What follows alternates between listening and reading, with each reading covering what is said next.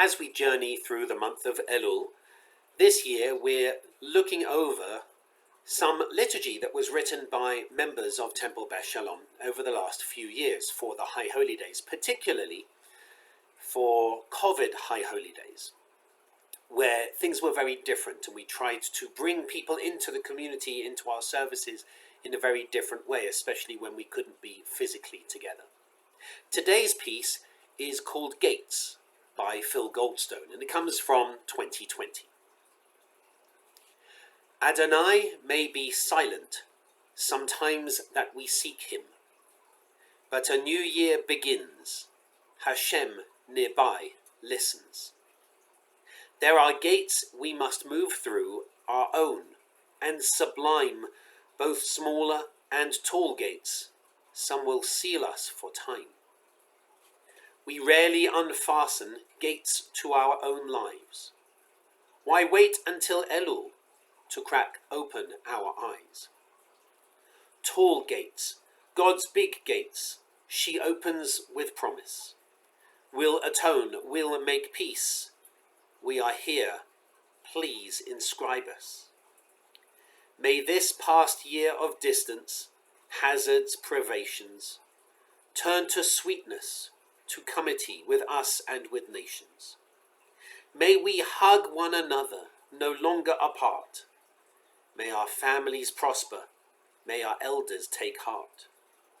Gates, O you gates, unbolted, unfurled, both smaller and tall gates, ourselves now uncurled. We will keep these gates' lessons, we embrace this year's hope.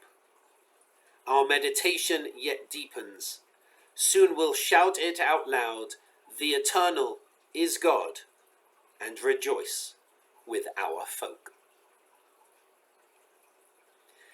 In his commentary on this piece, Phil writes, this piece, intended for the High Holy Days 2020 and read on Rosh Hashanah, is a prayer set in a time of distance, isolation, and danger.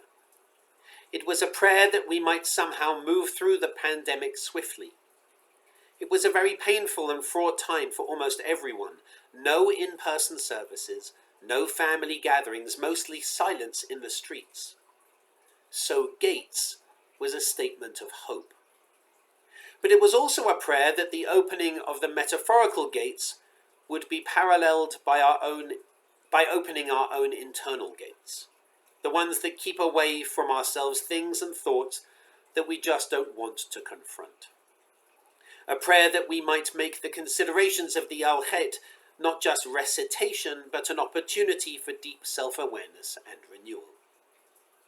Today it seems a bit like an echo of a dark time. Maybe we start to take getting back to normal, though COVID will forever be with us, too easily for granted for now. Maybe we've lost some of the urgency to atone, to open our gates and uncurl. I pray that we don't experience another plague this year, H5N1 bird flu, to push us back into that world again. But for now, this year we will again be together rejoicing with our folk. Let's savour how wonderful that is. I find this a very moving piece, as with all the pieces that were submitted. I find this a very moving piece, particularly, as Phil says, because it was a dark, painful time, and the idea of the gate that we push open, that we unfurl, uncurl, that it looks forward to better times in our community and to better times in ourselves. I really like in Phil's commentary here the possibility that maybe we've lost some of the urgency to atone. There was a very special, very unique feeling for the High Holy Days of 2020. We were separated, we weren't taking anything for granted, and so we had to create our own High Holy Day experience together and individually. So there was more pressure on us. I find this prayer, this piyyut essentially, this liturgical poem, I find it fascinating also because of the way, and this came from a discussion between Phil and myself, the way that God's gender shifts in the poem. At the very beginning, Adonai may be silent sometimes that we seek him.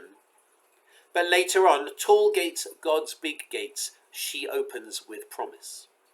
And I like the flexibility, and I think what that does is it brings the reader in and makes them wonder, what does it mean to have a male metaphor for God? What does it mean to use a female metaphor for God?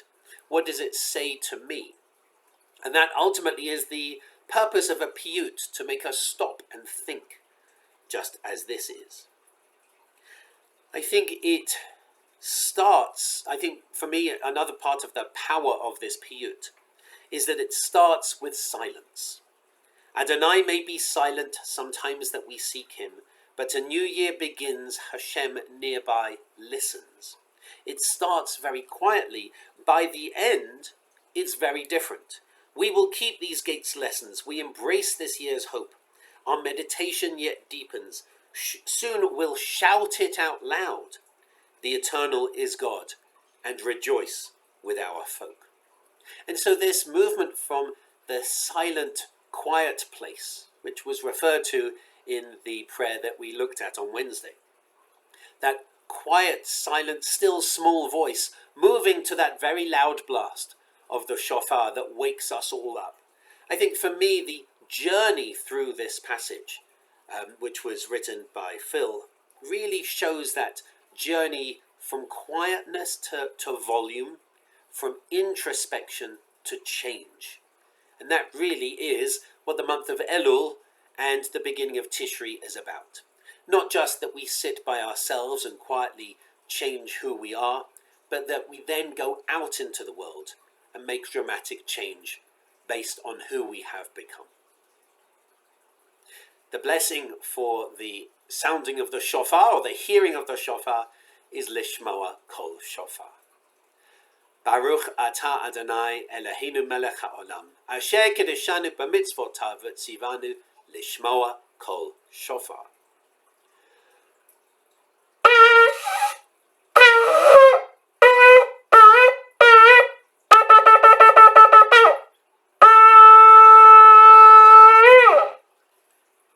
I wish you a wonderful day. I hope that you will join us this Shabbat. We have our fourth bar mitzvah or bat mitzvah ceremony of the month of August. There have been 4 Saturdays and each one has had a bar or bat mitzvah. We really encourage you to come and join and celebrate Gabriel, a wonderful young student.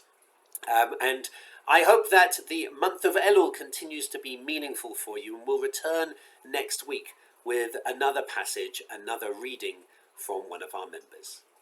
I wish you Shabbat Shalom.